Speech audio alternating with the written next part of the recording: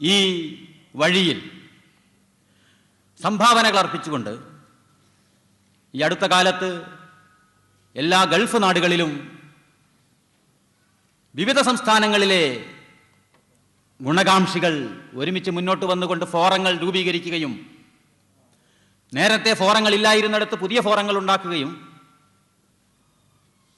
നേരത്തെ ഉണ്ടായിരുന്ന സംസ്ഥാന തലത്തിലുള്ള ഫോറങ്ങളെയൊക്കെ തന്നെ സംയോജിപ്പിച്ചുകൊണ്ട് ഒരു ഇന്ത്യൻ ഫ്രറ്റേണിറ്റി, ഇന്ത്യയുടെ ഭാഷ, സംസ്ഥാന, സംസ്കാര വൈജാത്യങ്ങൾക്ക് അതീതമായ ഇന്ത്യക്കാരൻ്റെ സൗഹൃദവും ഇന്ത്യക്കാരൻ്റെ ഐക്യവും ഇന്ത്യക്കാർ എന്ന നിലയിലുള്ള സാഹോദര്യവും പേരിൽ തന്നെ വിളിച്ചു പറയുന്ന ഫ്രറ്റേണിറ്റി ഫോറങ്ങൾ നിങ്ങൾ പല ഗൾഫ് നാടുകളിലും രൂപീകരിച്ചിരിക്കുകയാണ്.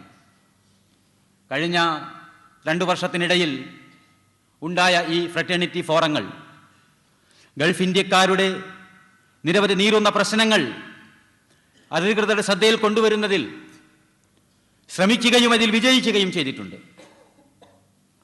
ഗൾഫ് നാടുകളിൽ കുടുങ്ങിപ്പോകുന്ന പോലീസ് കസ്റ്റഡിയിലും സർക്കാരിൻ്റെ നൂലാമാലകളിലുമൊക്കെ തന്നെ പെട്ടുപോകുന്ന ഗൾഫ് ഇന്ത്യക്കാരെ കണ്ടെത്തി സഹായിച്ച നിരവധി റിപ്പോർട്ടുകൾ നിങ്ങളിൽ നിന്ന് ഞങ്ങൾക്ക് ലഭിച്ചിട്ടുണ്ട്. എടുത്തു പറയേണ്ട ഒരു കാര്യം, ജിദ്ദയിലെയും മക്കയിലെയും മദീനയിലെയും നിങ്ങളുടെ പ്രതിനിധികൾ ഹജ്ജ് വേളയിൽ നിർവഹിച്ചുകൊണ്ടിരിക്കുന്ന സ്തുത്യർഹമായ സേവനം നിങ്ങൾക്ക് പരലോകത്ത് അല്ലാഹു സുബ്ഹാനഹു വ തആലയുടെ ഭാഗത്തു നിന്ന് തീർച്ചയായും പ്രതിഫലം നേടിത്തരുന്ന ആ പ്രവർത്തനം ഹജ്ജ് കഴിഞ്ഞ് തിരിച്ചെത്തുന്ന ആയിരക്കണക്കിന് ഇന്ത്യക്കാരുടെ പ്രാർത്ഥനകളിലൂടെ അത് ഇൻഷാ അല്ലാഹ് അതിൻ്റെ ഫലങ്ങൾ പ്രാർത്ഥനകളായി നിങ്ങൾക്ക് ലഭിച്ചുകൊണ്ടിരിക്കുകയാണ്. In the approach of the political leadership and even in the approach of the media, a double standard in addressing the issues of non-resident Indians. There is an upper class of Western NRIs and a lower class of Middle East Gulf NRIs.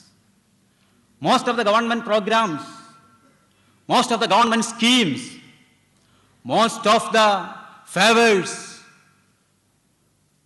bestowed upon NRIs, the schemes initiated in the name of NRIs, goes to the affluent, elitist Western NRIs and the Middle East NRIs.